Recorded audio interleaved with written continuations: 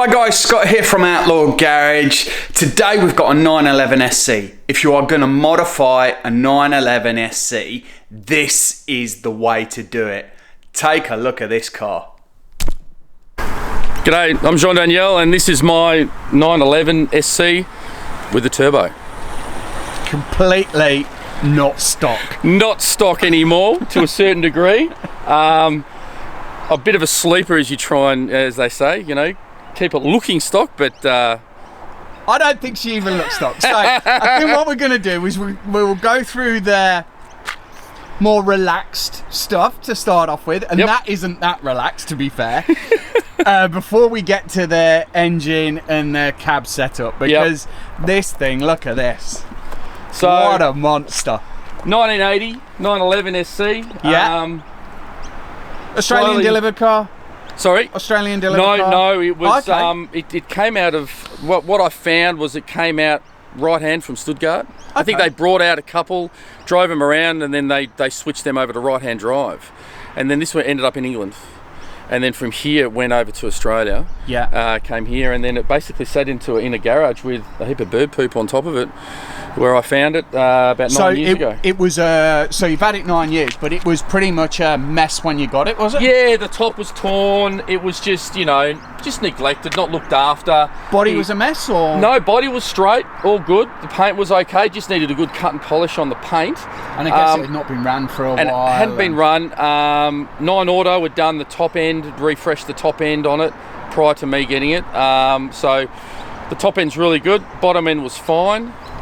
Still the original engine, matching numbers with it. Matching numbers car as well? Yeah, still a matching numbers car. Obviously, no aircon when I got it, but who needs aircon when you've got a roof that can come off?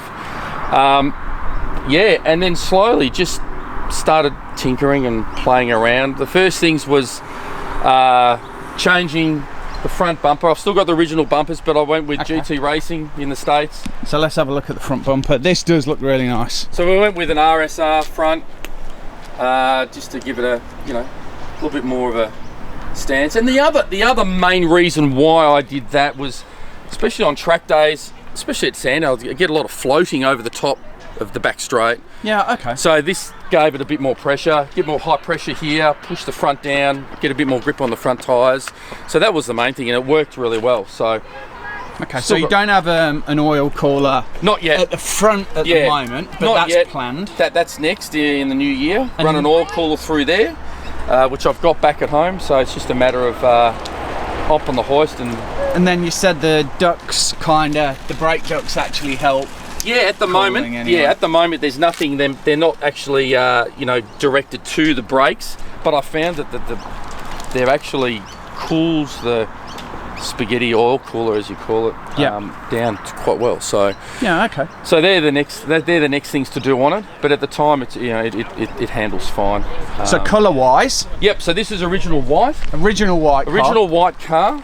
However, I think, can we pick up on the paint at the moment? If you can get the sun. It's got a little bit of fleck in it. Yep. Pearlescent, but not a wrap.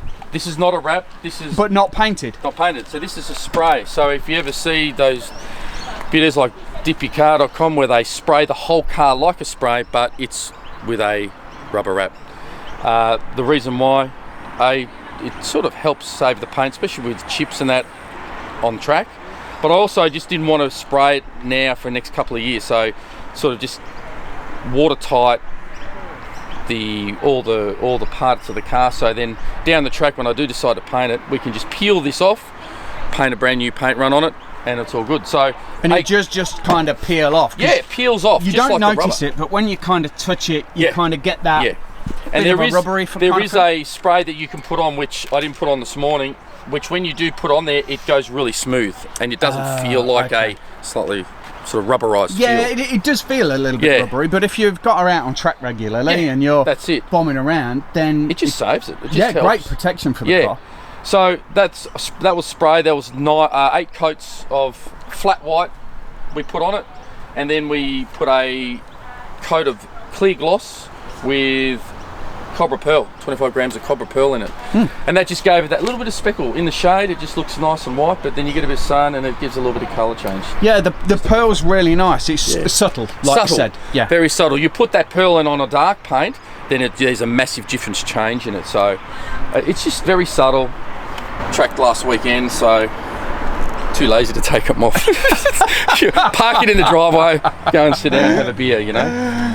Yeah, so it's the biggest thing is the change for handling on this car is the sway bars. Yeah, and they've been the best thing, apart from the engine upgrade we've done. It just handles so much nicer on the track, especially with that roll you get with the standard sway bars. They're really small. They're only 18mm, I think, off the top of my head. With 25mm, it becomes a lot better in the turns. We've experienced the boating on track the boating. with SC. Yeah. But this one's a little bit tighter then. The other main thing is we're setting up is between the top seatbelt and bottom seatbelt bolt. Yeah. You can put an adjustable rod in there, and what that does is pull the top down, and it keeps it a lot strength too. So it stops that flexing of the body. So that's the next thing to do also. Okay, so I think we might go to the elephant in the room, which is under the whale tail. Yes, so 3 litre. Standard SC motor, matching numbers. Motor. It used to be NA, but it's not NA anymore. Not NA anymore. What the hell is that? We have turboed this little guy and given it a little bit more oomph to push around. So what we have is a non-intercooled engine, but we do have cooling via the water methanol injection, which helps cool the intake charge. So, which is just here, and we'll go look at the tank in a moment. That's automatically regulated by boost and by RPM. Okay. So as we come on song and so is that all set up, but not by CDI? That must be. No, that's set up by its own boost reference and RPM reference. So 2 things: it keeps the intake charge cool, so we don't get pre-detonation. Yep. The water takes a lot of that heat out and also suppresses the detonation in there, but it also cleans the inside of the cylinders. So the last time I changed plugs, I put a bore scope in there and had a look. I don't have carbon on the pistons. Normally you get carbon build up on pistons because that's just how things work. They're actually quite clean inside, so that's a good thing for stopping a lot of pre-detonation in cylinders, is not having that hot carbon caked onto the top of the cylinder head.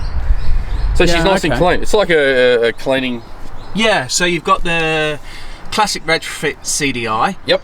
So we took out the original CDI box. We've got the classic retrofit.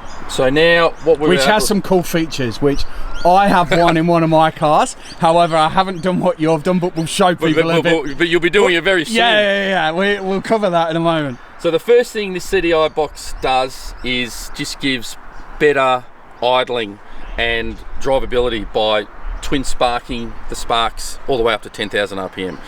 This doesn't get to 10,000 RPM, but it's available to do it. The next major thing is, because it's turboed, we've actually locked our distributor fully advanced. Yep. And the CDI box now controls the ignition curve. So we mapped a bespoke ignition curve. It's based on the 930 ignition curve, but we gave a little bit more down low, so we got a little bit more pep as we come out of the hole. But we can reduce the amount of ignition advance when we're up top end, so we don't get any pre-detonation, especially with the turbo running. And the last thing, the really good thing, is you have launch control. You have launch control, which we're going to cover in a bit. But that has no extra work on the internals of the car. No. Pulls about 290 horsepower. Yeah. But what an upgrade on an SC. Yeah. You know, and then this was probably, apart from the turbo, this was the most expensive baby to get. The other major thing is, I don't know if you can see right down in between the 2 pipes, that's where the warm-up regulator is. Yeah. Now, that is now an Unwired Tools digital warm-up regulator. That is what controls all our fuel on and off boost. Yeah, it has a little stepper valve in there. It registers boost, and as power comes up, it drops the main control pressure in this the fuel system. Yep. That's how the CIS runs. drop the control pressure, then more fuel goes in through the fuel distributor into your injectors. So more fuel. And then while you're driving along as well, you've got the microphone setup. Yeah, so when we're doing some testing, here we've got our knock sensors, one on each spank, and basically that connects to a link box, which we just put inside, pop the headphones on, and then we can drive and we can hear all the cams running, but we can, behind that, we can hear if there's any pinging or starting to happen, which is of course detonation, and then we can then just back off on the spark curve. So honestly, this is amazing. We've come out, we've sort of taken the analog systems from the 80s and 70s, especially on the fueling and the ignition timing, and sort of brought it up to a sort of more of a digital era. So it's easier to tune. Those CDIs are absolutely brilliant. Like brilliant. they're a brilliant upgrade. Oh, unbelievable. Best thing money could buy for this car. And if even NA cars, you get that, they're fantastic. That's what I would do straight up. If I had another one again, I'd just go bang, get that straight away, put it in. So then we'll have a look underneath the frunk at the quick setup, and then we'll probably start her up and have a bit of a listen, because she's a monster.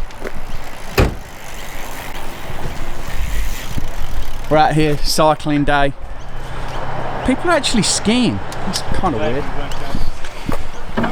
There's our top, which we've put away because it's a nice sunny day. Yeah. Here we have obviously our main front strut. Yep.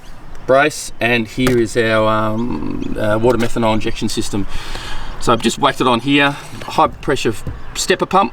Yeah. It basically picks up and starts pumping all the fluid through into the. And it's got a sensor so you can tell when it's low. Yep.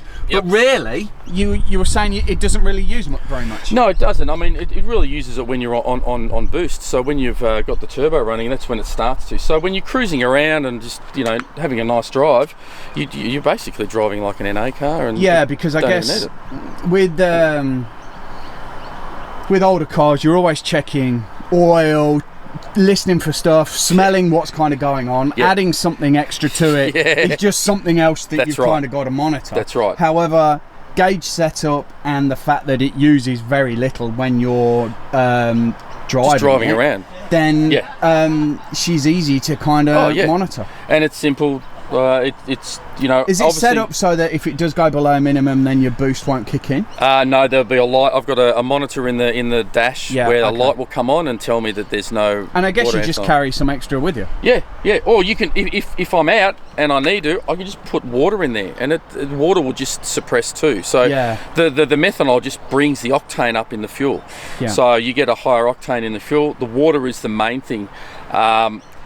Our tuner for a lot of our other cars we do, he's a wizard in water injection, and he basically runs 1,000+ horsepower cars with water only. Doesn't run E85. Yeah, and the rotaries they have are just scary stuff that I wouldn't get into. Yeah. But it's good. It helps it. Well, we'll hop in, take a look in the cab, because I'm kind of blown away with it today.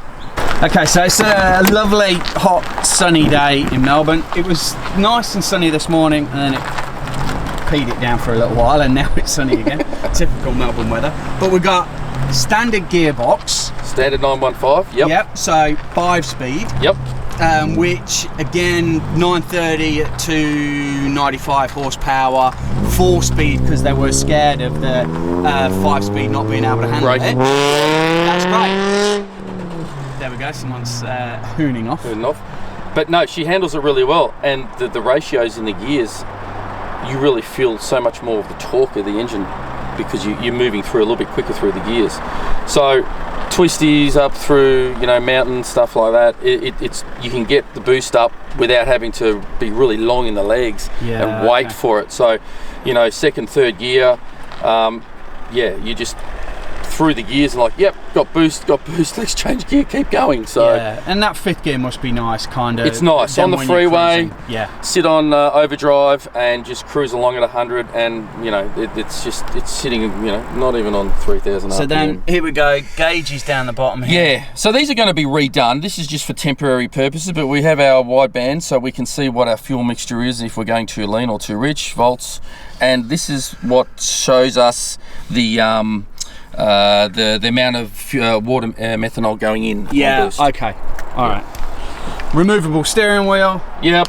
Because big old Cobra Motorsport racing seats, as we're there. Obviously, the normal seats are getting reupholstered, so obviously when I'm not on the track and want to drive around, the normal seats go back in. Yeah. Okay. This half an hour. Unbolt them, bolt the new ones, the original ones back in, and off you go. So I think we're going to go for a spin. Yep. However, I think we're going to get some footage of this launch control as well, just before we kind of go. So let's set up for that, because an SC with launch control, geez. Yeah. What a thing. Okay, so the launch control is actually a feature of the CDI, which we've never actually done. And then here on the steering wheel, there's got the button there. So that's an addition of the button. Yeah, so you can have a button, or you can actually set up a micro switch onto the back elliptical spring on where your cable to the gearbox. Yeah. Okay. Clutch goes. A lot of people do it down there, but I thought I'd just do it up here because then I've got full control on it. And you just got to time it right when you lift the clutch. If you lift it too early and you sort of half, engage your clutch, then you smell a bit of clutch. Yeah, but, you've got to be careful with that. So we'll set it up. Obviously, we're not going to launch it because we're in a public area, and that wouldn't be the sensible thing to do, although we're not always sensible. But we'll show how you engage it, and then at least get the sound, and then people know, like, it's not just modern day Porsches that have launch control. That's right. The other good thing with the CDI, you have that little fancy sweep of the tacho. Yeah, just to check that everything's kind of going okay. Yeah, so there we go. Sweep. Scav pump's working. See, let's just capture some of that.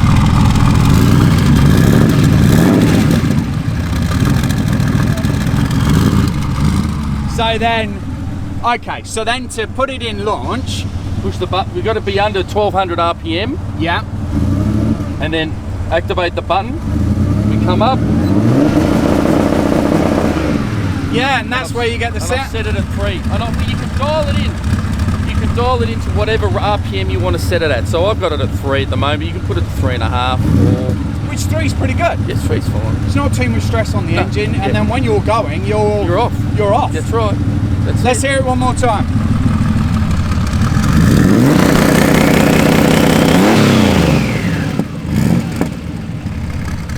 That's got to be one of the coolest things I've heard on an old car. Yeah, I know. We're going to put this camera down now. We're going to go for a spin in the Targa because this thing is awesome. So we are going to thoroughly enjoy this.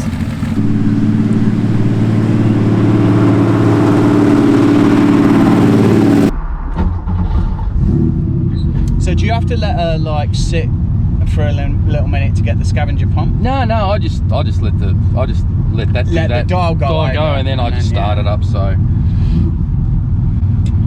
all right.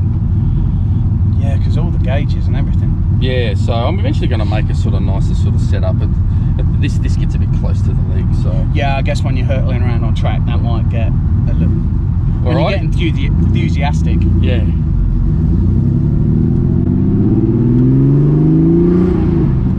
Sounds great. Flies. Yeah, I know. You can just feel the engine. Yeah, and she's like, she's. Yeah, that's. Yeah. Really. She's like it's a positive movement. Yeah, it's a positive movement. The other good thing I did too is at the back of the gear lever back here. There's that little propeller uni joint that connects onto the gearbox shaft. Yeah. They're notorious from wearing out, and they have about a 5mm movement like this. So I got one from the States, which is, they call it a helicopter. There's no movement. It's like a ball bearing inside, and all of a sudden the gearbox is, the stick is stiffened right up. Yeah, okay. Like it's real positive into gear now. Yeah, because the SC gearbox can be a little bit... This is a bit notchy in second when it's cold. Once it's warm and it's up higher in gears, it's better. Yeah, I used to find that once you get the gearbox a little bit warm, it's a massive difference. But it is that little bit more notchy. That's right. Like it's a change gear to neutral, neutral to next. Yeah. And they're not a gearbox to jump in the car, start and drive off like new cars. No. Let them warm up and So when does boost kick in? This will come in at comes in at about 3. Yeah. Okay.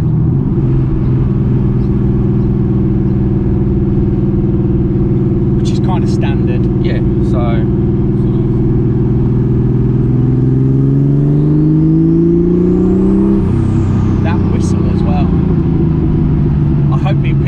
GoPro, because that whistle, just that nice little, it is, yeah,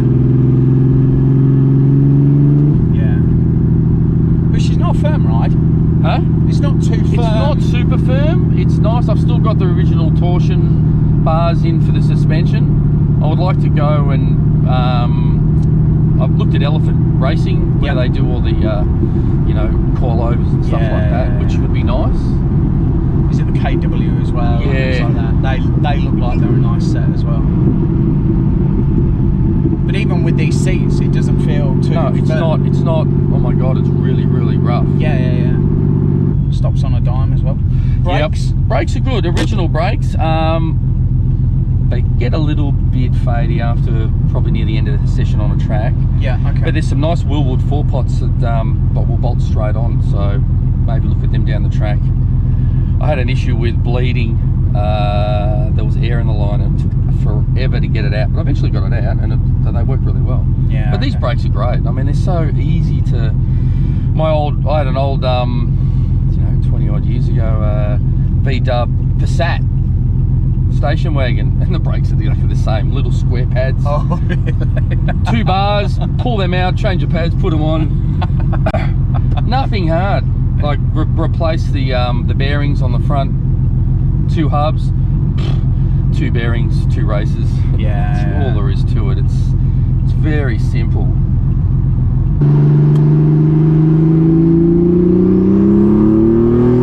Yeah, that whistle.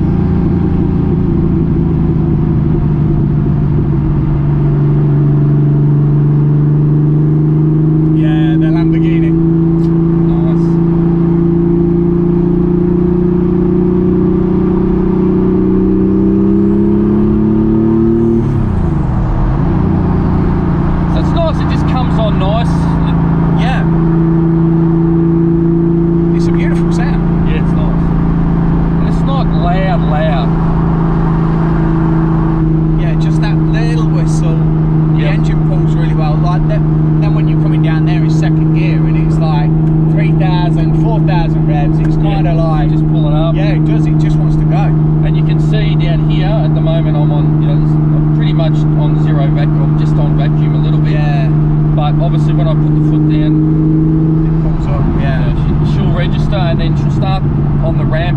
Show how much water methanol's coming into it.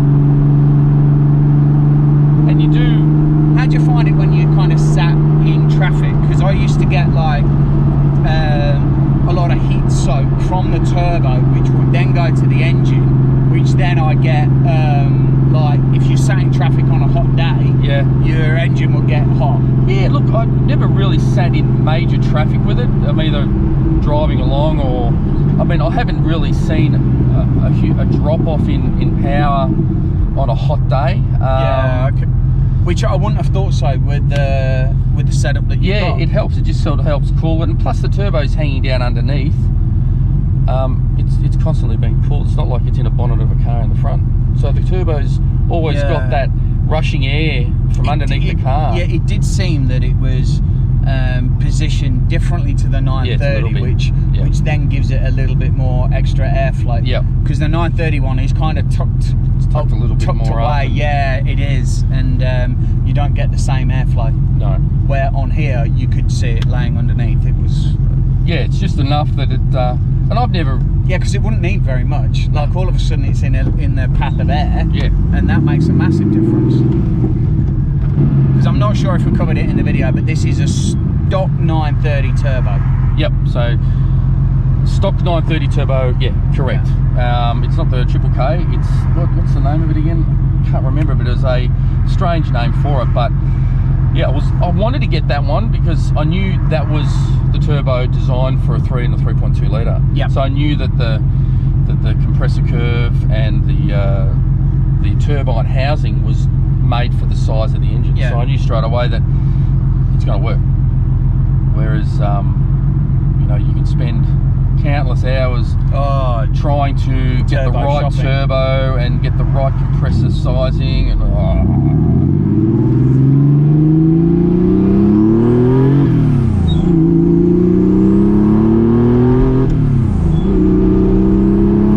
She gets to that red line on the rev counter quick. yeah, she gets up there. Yeah, doesn't she? And that's the because I've got the shorter ratio gears in the 915 box. Yeah. Yeah, now our fuel ratio is good. I mean, you're just cruising along at 13, 14. It's just nice for it.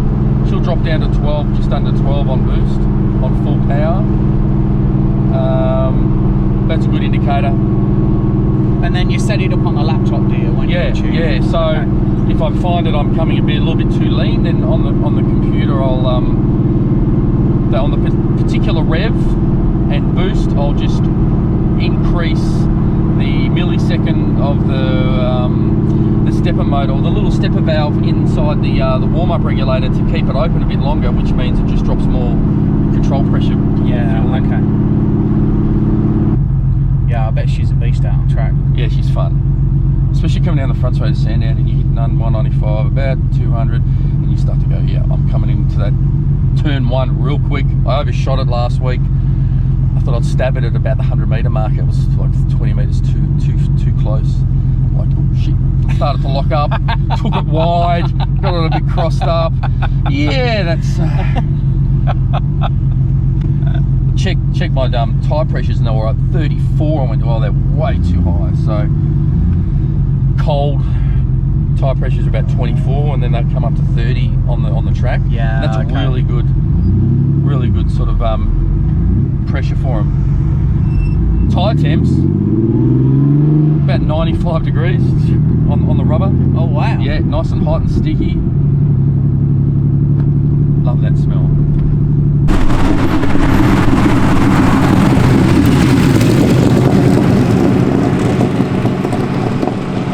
So there we go, we've had a great morning. Yeah, had a good drive. Yeah, good drive. That is a spectacular Targa. Thank you. Just talking and saying that I kind of miss ours now. We're over in Perth, but we might do something about that in the future. But thank you very much. We are going to catch up with you when you go out on track. So I hope you enjoyed the video. Please give it a massive thumbs up, subscribe. We've got loads of more air-cooled content coming soon. This has been an absolute blast, and we'll see you later, guys.